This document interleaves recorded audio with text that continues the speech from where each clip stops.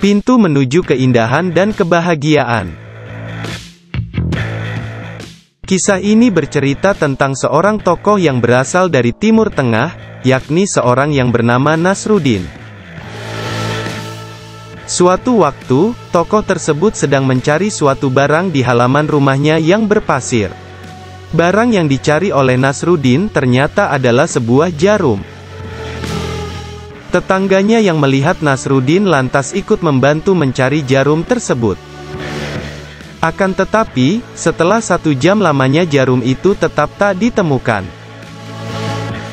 Tetangganya lalu bertanya, "Di mana jarum itu terjatuh?" "Jarumnya jatuh di dalam," jawab Nasruddin. "Loh, kalau jarumnya jatuh di dalam, lantas kenapa kita mencarinya di luar?" balas tetangganya.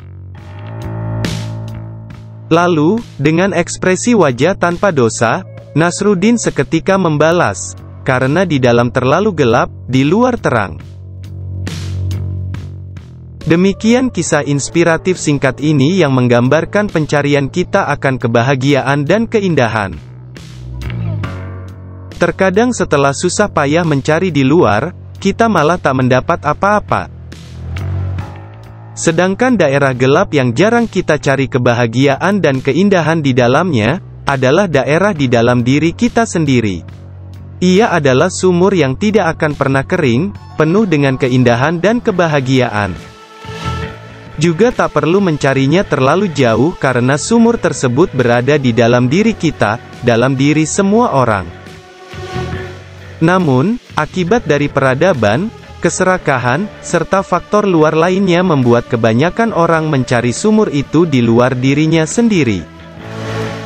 Ada yang mencari bentuk kebahagiaan dari tingginya jabatan, pakaian yang mewah dan mahal, mobil terbaru, kecantikan wajah serta rumah yang indah. Faktanya, tiap pencarian di daerah luar tersebut tidak akan pernah menghasilkan apa-apa selain kehampaan. Semuanya takkan berlangsung lama. Kecantikan misalnya, akan keriput seiring bertambahnya usia.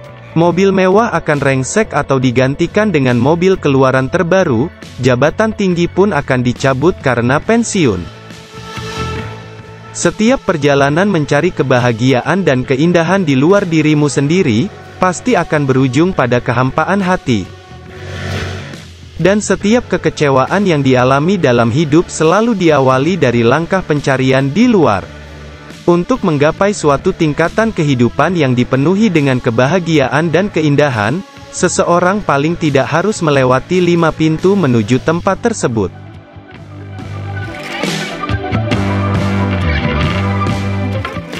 Pintu pertama ialah, berhentilah membandingkan diri dengan orang lain dan mulailah mengalir. Pintu kedua untuk menuju hidup yang penuh dengan keindahan dan kebahagiaan adalah memberi. Pintu ketiga ialah cahaya yang sinarnya berawal dari gelapnya hidup kita.